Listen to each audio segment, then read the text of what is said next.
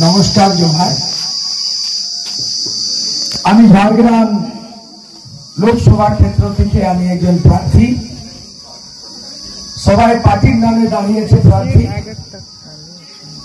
আমি কিন্তু আদিবাসী কর্মী সমাজ তরফ থেকে আমি মনোনীত এবং আদিবাসী মূলবাসী তরফে সমর্থিত প্রার্থী। আমি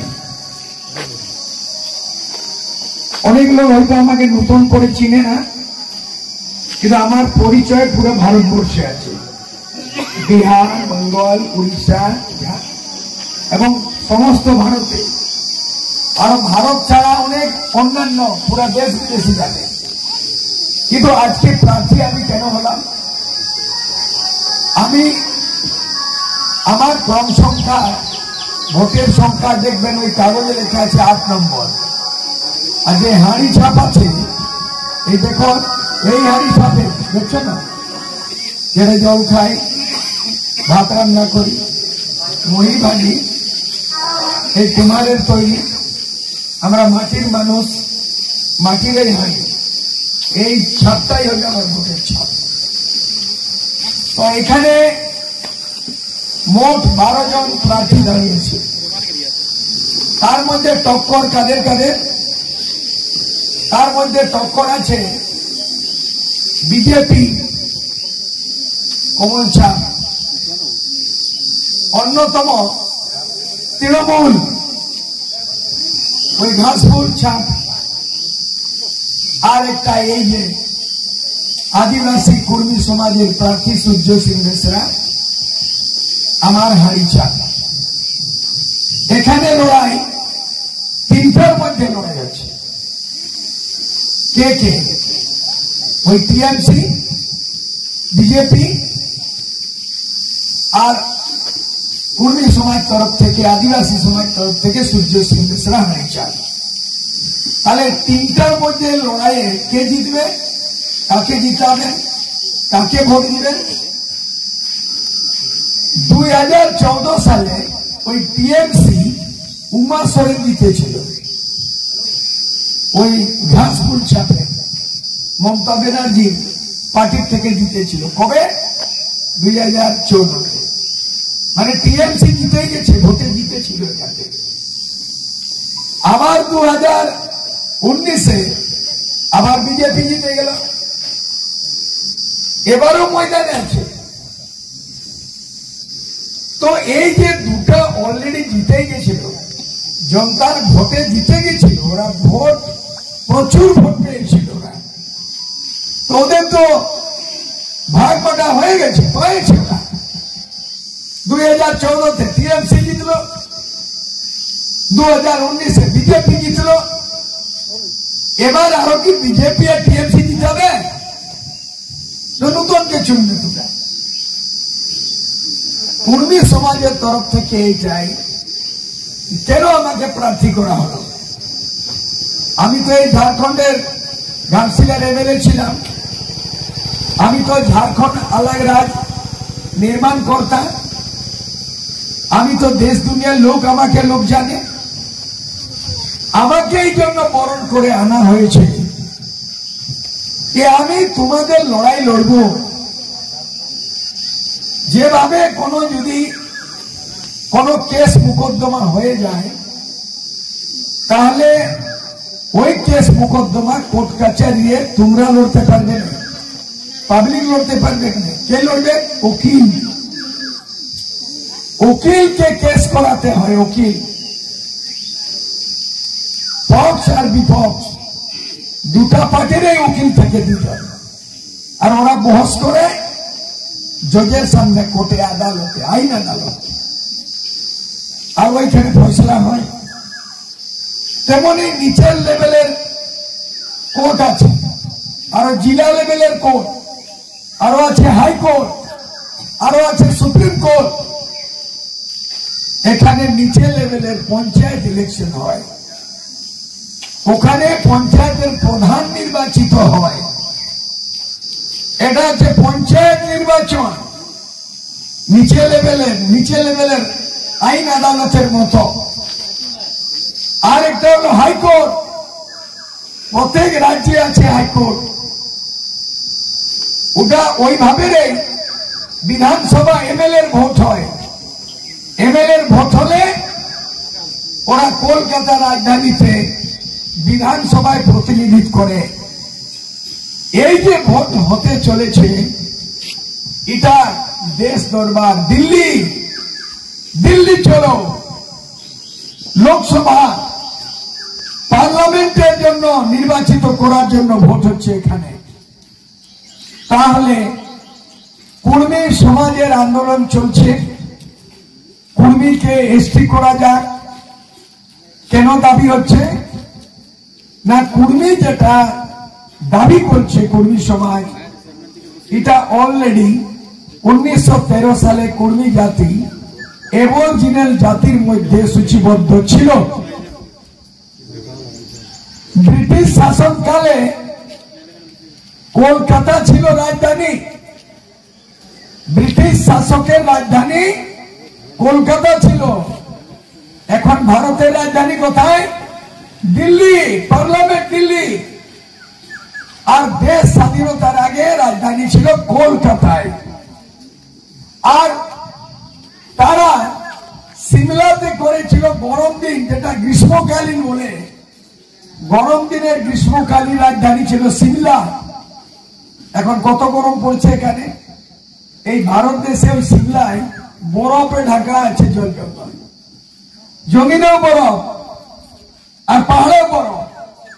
এটা ভারতের মানচিত্রের মধ্যে আছে সিমলা বলে। তো ব্রিটিশ শাসন ওই সিমলা গরমের দিনে সিমলায় রাজধানী চালাতো। ওইখানে ভারত দেশের আদিবাসী, প্রথম আদিবাসী কারা, ওরা সূচি তৈরি করলো, লিস্ট। ওর মধ্যে কারা ছিল?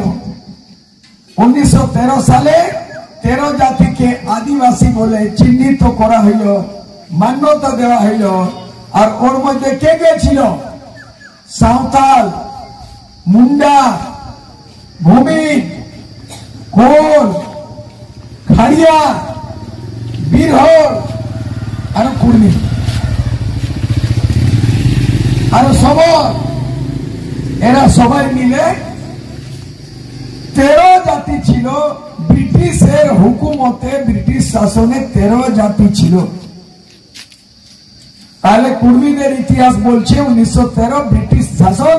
দেশ আজাদের লড়াইয়ের আগে ব্রিটিশ শাসন এটা মানেছিল কি যেখানে কুর্মী ওইখানেই মাঝি মাহাতো, যেখানে সবর ওইখানে আমাদের বীরহর, খাড়িয়া। তারপরে 1931-এ আরো লিস্ট তৈরি হইল। 1931 সালে আবার সাঁওতাল, ভূমিজ, কোল, মুন্ডা, সবর, খাড়িয়া, আরো তারপর তাঁতি, আরো কুর্মী। 1931-এও সূচি তৈরি হয়ে গেল। যখন ভারত দেশ আজাদ হল 15 আগস্ট 1947-এ, তারপরে ভারতের সংবিধান তৈরি হইল, লাগু হইল 26 জানুয়ারি 1950। ওই ভারতের সংবিধানের আর্টিকেল লেখা গেল, সংবিধানের ধারা 340 ওবিসি পিছড়ি বর্গদের ওখানে সব নিয়ম কানুন তৈরি করা আছে সংবিধানে।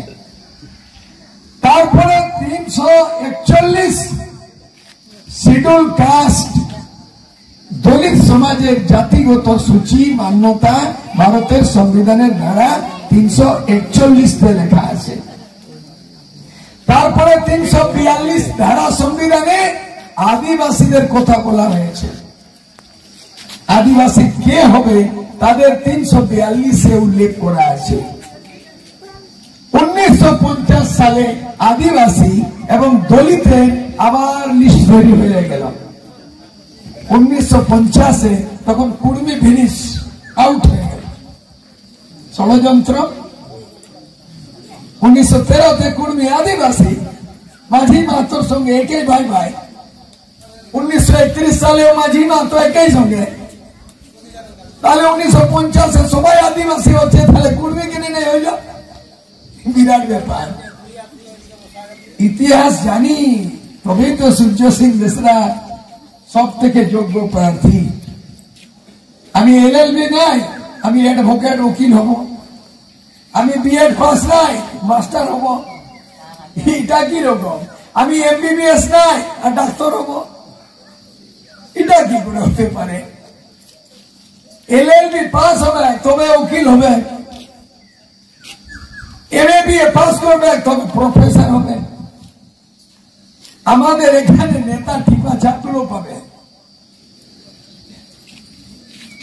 ক খ ক বললে কপাল ফাটে, আর চ বললে চমকি উঠে, আর ওরা ঢোড়ো জানে নাই। ওরা হইল এমএলএ এমপি। সূর্য সিং বেসরা রাইটার, লেখক বুঝি, কবি, রবীন্দ্রনাথ ঠাকুরের মতো। যত রবীন্দ্রনাথ ঠাকুর লিখেছেন, কাজী নজরুল ইসলাম কবিতা লিখছে, মোরা এক বৃন্তে দুইটি কুসুম, হিন্দু মুসলমান, হিন্দু তার নয়নমণি, মুসলিম তার প্রাণ। কাজী নজরুল ইসলাম। আমি বাংলা জানি, লিখতে বলতে, উড়িয়া জানি, ইংলিশ জানি, হিন্দি জানি, সাঁওতাল জানি, মুন্ডা জানি, কুড়মালি জানি। এই এলাকার কুর্মীরা তোমরা কুড়মালি নেই জানো? কি করো সে কিনা হেতে হেই তোরা জানোই নাই। বাংলা বলছো আর তোরা বাঙালি নাই, তোরা বাংলা নাই। আমাদের প্রথমটার দিকে কুর্মীরা বলছে কি রকম, ওই ঝুমুর গানে কি রকম লেখা আছে, বাঙালি বুঝাই নাই। ওই ঝিড়িকে ঝিড়িকে চলে আর চিন্তা মাটি গলে, আর পরে হলি গো আর ছলকে গেলি গো তোকে ভালে ভালে। বাঙালি বুঝবে ব্যানার্জি চ্যাটার্জি কি বলছে, ভালছে এরা পুচকান দিল, হ্যাঁ পুচকান দিল, ছলকান দিল। এটা বাঙালি নাই বুঝে, ব্যানার্জি চ্যাটার্জি নেই। আমরা বলে তুই রে, কে রে, তুই রে, তুই যাই করছিস। ওরা আপনি পত্র বলে, বাপরে মিষ্টি মিষ্টি কথা। ওদের গান আছে, আমি তো কলকাতার রসগোল্লা, গান আছে বাঙালিদের। আর আমাদের গান আছে, ঝিড়িকি ঝিড়িকি চলে, চিটা মাটি গলে, আর পরে হলি গো আর ছলকে গেলি গো তোকে ভালে ভালে। বাঙালি বুঝবে কে নেই। বিজয় মাহাতো অনেক বড় গীতকার, সঙ্গীতকার ছিল বিজয় মাহাতো। ঝাড়খণ্ড কেসন সুন্দর, আওয়া দেখা ভাই, ঝাড়খণ্ড কেসন সুন্দর। শালমহল পিয়াল বন, উড়ুই উড়ুই করে মন, তাল গাছে বোনাই হলো ঘর রে, ঝাড়খণ্ড কেসন সুন্দর। এইটাকে কুর্মি বলে গান, আর তোমরা বাঙালির গান গাইছো। লে বাবা, তোরা বাঙালি নাই গো, তোরা কুর্মি, ওরা সাঁওতাল, এরা কাড়িয়া, এরা বীরন, এরা সবর। তো মমতা ব্যানার্জি এখানে কত সবর আছে, মমতা জানে নাই ওটার খবর। মমতা জানে নাই ওটার খবর। এই এলাকায় কত আছে সবর, এই দেখো সবর, পেপারে পড়ছে খবর। আনন্দবাজার পত্রিকা, যুগান্তর, আজকাল সকাল সকাল বাঙালিদের খবর। ওদের খোঁজ খবর নাইতে কত আছে সবর। ওই দেখো জিলে পঞ্চায়েতে জিতেছে সবর। কীর্তিবাস কর্মকা গান গিয়ে বলে, আমি অনেক ছাত্র জীবনে ওর গানগুলো শুনেছি। বাঙালি যদি নাই বাঙালি, আর বিহারে যদি নাই বিহারি, আর উড়িষ্যায় যদি নাই উড়িয়া, তাহলে আমরা উপরলে টপকিলি।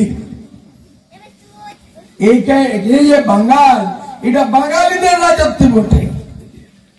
এটা কুর্মীদের, আদিবাসীদের, মূলবাসীদের এই রাজত্ব নাই।